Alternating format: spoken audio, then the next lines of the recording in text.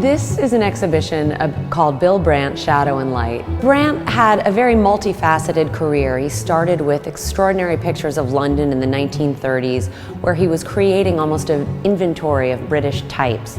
It was never meant to be exhaustive, but it is a sweeping look at the social structure of England in the 1930s. He went on to photograph in the Second World War not only pictures of London by moonlight and of the improvised underground shelters during the Blitz, but what this exhibition does is really expand on that work that he made in the Second World War, to look at his assignments for the illustrated magazines and to see the threads of his post-war career grow out of those Second World War pictures. Many of the pictures on this wall appeared in Brandt's 1938 book, A Night in London, and it was a sort of chronological, diaristic sweep of London, a nocturnal life in London. He's photographing the high and the low, the people watching at Blackfriars Rings, watching the opera, and pictures like this, which he later called Soho Bedroom. And you can see it seems like a little illicit affair that he's walked in upon.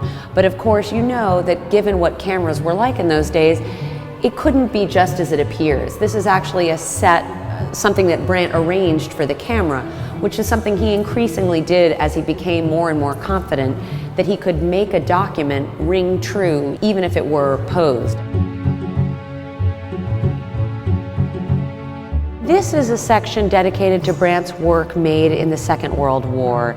He's best known for the pictures he made of London by moonlight during the blackout, and we have some exquisite prints of these, which also show him investigating that very deep, very dark range of the visual spectrum.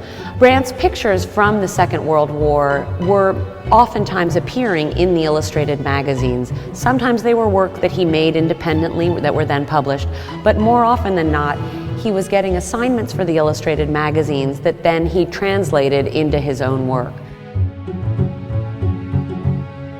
So in about 1945, Brandt really hit on what would become his greatest artistic achievement. He took the nude figure out of the safe, sterile confines of the studio and instead started placing nudes in domestic interiors. And this was a really radical thing to do. He would even sometimes title them very suggestively, The Policeman's Daughter, The Woodman's Daughter, again underscoring your potential relationship to these figures that you might fantasize about in front of his camera. You're not quite sure what to make of these. They are both very intimate and yet completely anonymous. Even later, he takes these same figures and places them across the beaches of England and France. And that is a very bold, very unfettered move and marks the third chapter of his nudes, which are amply represented in the exhibition. A lot of this work is relevant to a new generation of people, both because I think evaluations of where photography's modernist traditions lie and clarifying those is important for contemporary practice, and also because issues of class, issues of the feminine gaze or the masculine gaze on a feminine figure, they feel very fresh and relevant even today.